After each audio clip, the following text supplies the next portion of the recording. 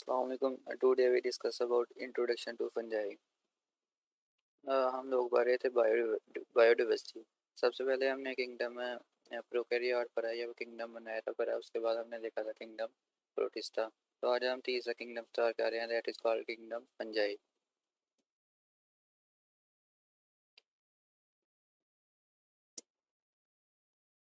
Approximately 1 lakh species of organisms called fungi are also are known and many more are estimated to be present। कहता अभी तक हम तकरीबन 1 lakh species को जानते हैं जो किससे बिलोंग करती है, किंगडम फंजाई से बिलोंग करती हैं। और कहता है साइंटिस्ट का अंदाज़ा है अभी इससे भी बहुत ज़्यादा तादाद में ये फंजाई दुनिया में प्रेजेंट है जो अभी डिस्कवर होना बाकी हैं।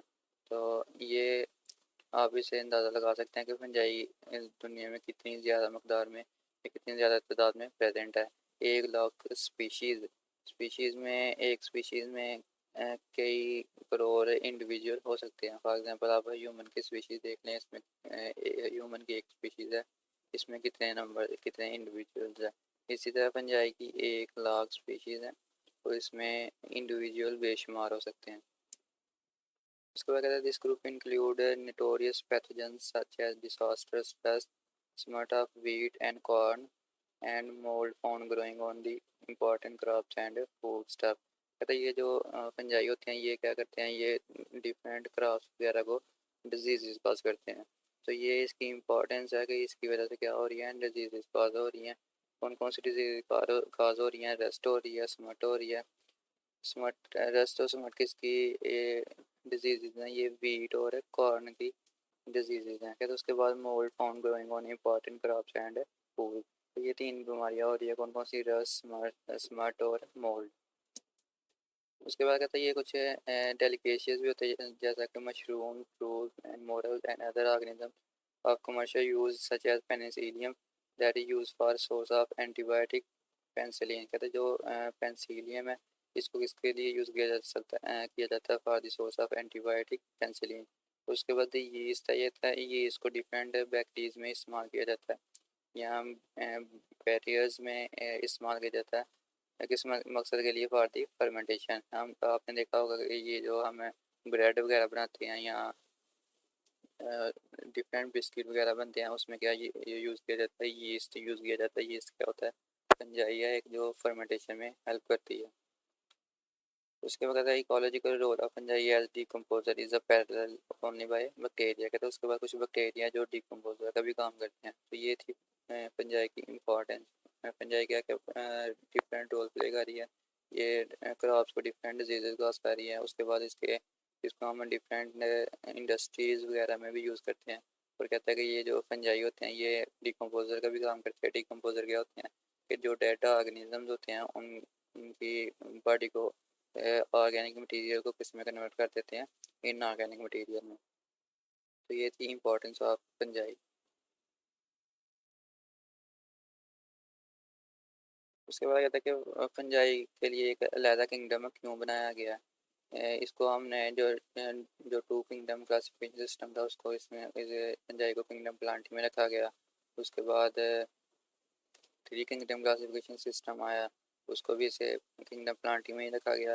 लेकिन जब 5 किंगडम क्लासिफिकेशन सिस्टम आया तो इसे एक अलग किंगडम का नाम दे दिया गया। कहता है ऐसा क्यों करना पड़ा, ये हम डिस्कस करते हैं। कहता है taxonomic status of fungi has change from that of group of plant kingdom to separate kingdom. कहता है जब 5 किंगडम क्लासिफिकेशन सिस्टम आया तो इसके लिए फंजाई के लिए एक अलग किंगडम बना दिया गया। कहता है ये इसकी 2 किंगडम और 3 किंगडम में इसको प्लांट में क्यों रखा गया था, क्योंकि ये प्लांट की तरह प्लांट से रिजेम्बलेंस कर रहा था। इसकी कुछ करेक्टरिस्टिक्स प्लांट्स के साथ असेंबल कर रही थी, मिल रही थी। वो कौन कौन सी प्रॉपर्टीज है वो देखते हैं। कहता है they resemble plant in some respect, have cell wall, lack centriole and non motile. तो ये 3 करेक्टरिस्टिक्स थी जिसकी बेस पे इसको किंगडम प्लांटी में रखा गया था। कौन कौन सी है, कहता है इसमें सेल वॉल प्रेजेंट होती है, ठीक है। उसके बाद इनमें सेंट्रीओल क्या होता है, एब्सेंट होता है। प्लांट में भी सेंट्रीओल है, एब्सेंट होता है, लेकिन एनिमल सेल में सेंट्रीओल क्या होता है, प्रेजेंट होता है। लेकिन प्लांट और फंजाई के सेल में सेंट्रीओल क्या होता है, एब्सेंट होता है। उसके बाद प्लांट भी नॉन मोटाइल है और फंजाई भी क्या है, नॉन मोटाइल है। मतलब कि ये अपनी जगह चेंज नहीं कर सकते। उसके बाद कहता है कि but fungi resemble more animal than plants. Unlike plants and like animals. उसके बाद रिजेम्बलेंस विद एनिमल्स पे अपन जाएगी कि कौन कौन सी करेक्टरिस्टिक्स एनिमल के साथ मिल रही है। फिर अपन जाइए यार heterotrophs lack cellulose in their cell wall and contain chitin, the chemical found in external skeleton of the arthropod। कहता है ये जो दो करेक्टरिस्टिक्स हैं जो जाएगी एनिमल के साथ मिल रही हैं वो कौन कौन सी हैं। ये दोनों क्या हेटरोट्रॉफ्स हैं। एनिमल भी क्या होते हैं हेटरोट्रॉफ्स होते हैं और पंजाबी भी क्या हेटरोट्रॉफ्स हैं।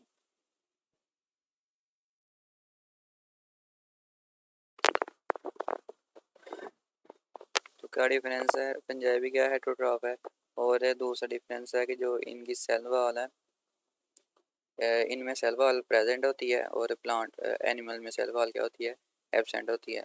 और जो सेल वॉल है कहते हैं इसमें केमिकल कौन सा प्रेजेंट है काइटिन। जो केमिकल कंपोजिशन है क्या है इसकी काइटिन है।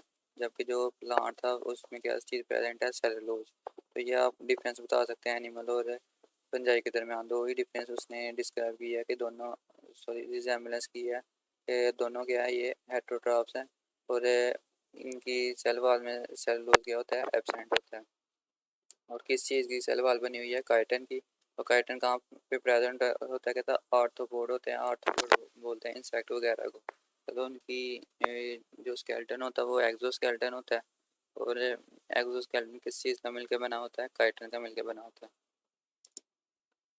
उसके बाद कहते हैं for this reason some mycologist think that fungi and animals probably arose from common ancestor। कहता है माइको माइकोलॉजिस्ट किसे बोलते हैं तो जो फंजाई को स्टडी करते हैं जो स्पेशलिस्ट होते हैं फंजाई के उसको हम किसका नाम देते हैं माइकोलॉजिस्ट। कहता है उनका ख्याल था कि fungi and animal probably arrows from common ancestor कि जो फंजाई और एनिमल्स है उनका इंसेस्टर क्या सेम है। क्योंकि हम जानते हैं कि ये एनिमल्स फंजाई और प्लांटी किससे ओरिजिनेट हुए हैं फ्रॉम किंगडम प्रोटिस्टा से। The but fungi are different from animals in having cell walls, being absorptive heterotrophs and non-motor। So fungi are neither plant or nor animal। तो ये difference आ गया। तो ये डिफरेंस आ गया फंजाई और एनिमल्स में। क्या डिफरेंस है दोनों में तो दोनों क्या हेटेरोट्रॉफ्स हैं लेकिन फर्क कहाँ पे आ रहा है कि जो एनिमल है वो इंजेस्टिव हेटेरोट्रॉफ्स हैं और जो फंजाई है वो कैसे हैं ऑब्जर्वेटिव हेटेरोट्रॉफ्स हैं। उसके बाद एनिमल मूव कर सकते हैं लेकिन ये जो फंजाई है ये मूव नहीं कर सकते। पता इस बेस पे हम कह सकते हैं फंजाई को ना किंगडम प्लांटी में रखा जा सकता है ना किंगडम एनिमेलिया में। इसलिए इसके लिए एक अलग ग्रुप बना दिया गया that is called kingdom fungi.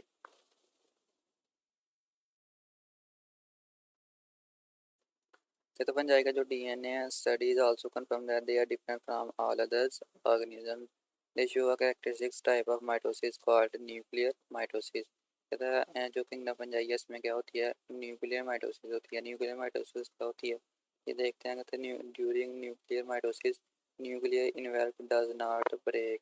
कहता है इसमें न्यूक्लियर इन्वेल्प ब्रेक नहीं होती है। हमने माइटोसिस और म्यूसिस आप लोगों ने 10th क्लास में पढ़ी होगी कि जब क्रोमोसोम डिवाइड करना शुरू होते हैं जो न्यूक्लियर इन्वेल्प होती है वो क्या हो जाती है ब्रेक कर जाती है और न्यूक्लियोलस भी ये गायब हो जाता है मतलब वो ख़त्म हो जाता है। तो लेकिन इसमें ऐसा कुछ नहीं होता during nuclear mitosis nuclear envelope does not break instead mitotic spindle form within the nucleus and the nuclear membrane constrict between the two cluster of daughter chromosome।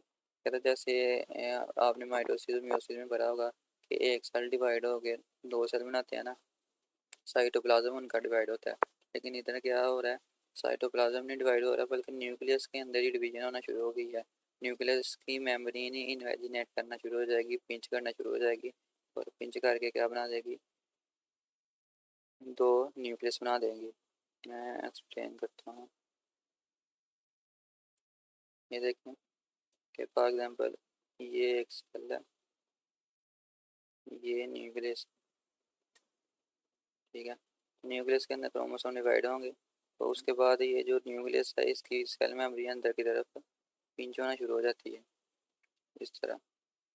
तो ये पिंच होकर क्या कर देती है ये सेल हो गया तो ये दो न्यूक्लियस बना देगी। इसको क्या बोलते हैं न्यूक्लियर डिवीजन।